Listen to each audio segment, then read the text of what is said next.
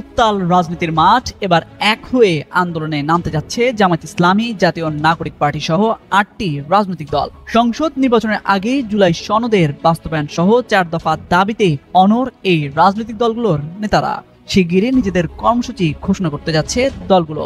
সংশ্লিষ্ট দায়িত্বশীল সূত্রগুলো থেকে জানা গেছে এমনই তথ্য। আসসালামু আলাইকুম বন্ধুরা, আপনারা এখন শুনতেই পারতেছিলেন জুলাই সনদে বাস্তবায়নের 4 দফা দাবিতে এবার কর্মসূচি পালন করতে যেতেছে জামায়াত ইসলামী, জাতীয় নাগরিক পার্টি এবং ইসলামী আন্দোলন সহ বাংলাদেশে রাজনৈতিক 8টি দল এই কর্মসূচি পালন করবে। তো বন্ধুরা, তাদের কর্মসূচির মাধ্যমে তারা কি কি দাবি চাইতেছে এবং কি কি দাবি না চাওয়া পর্যন্ত তারা কি কি করবে এবং কবে এই কর্মসূচি পালন করবে এবং রাজনৈতিক 8টি দলকে একসাথে নাকি আলাদা আলাদা কর্মসূচি পালন করবে তা জানতে হলে ভিডিওটা শেষ পর্যন্ত দেখতে থাকুন।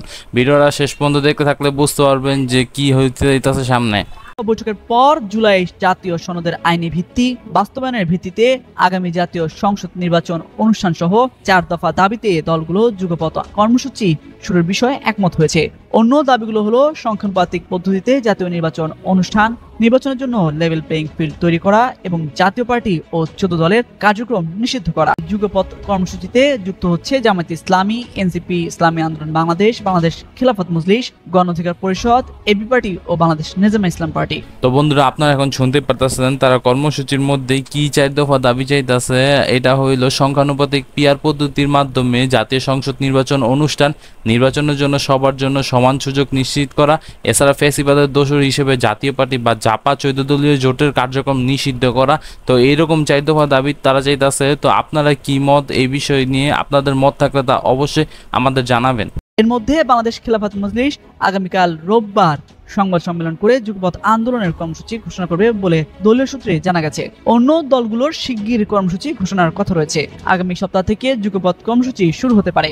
আন্দোলনের জ্যেষ্ঠ যুগ্ম মহাসচিব গাজী আতাউর রহমান জানান, তারা তো বন্ধুরা, আগামীকাল থেকে মানে রবিবার থেকে বাংলাদেশ খেলাফত মজলিস সংবাদ সম্মেলন করে যুগপৎ আন্দোলন কর্মসূচিতে নামবে। তো বন্ধুরা, রাজনৈতিক দলগুলো আলাদা আলাদা সংবাদ সম্মেলন করে এবং তারা কর্মসূচি আলাদাভাবে ঘোষণা করবে, মানে আলাদা দিন হিসেবে ঘোষণা করবে, মানে একদিনের পর আরেক দিন অন্য দলের কর্মসূচি থাকবে। তো এরকম ভাবে তারা কর্মসূচি পালন করবে বন্ধুরা।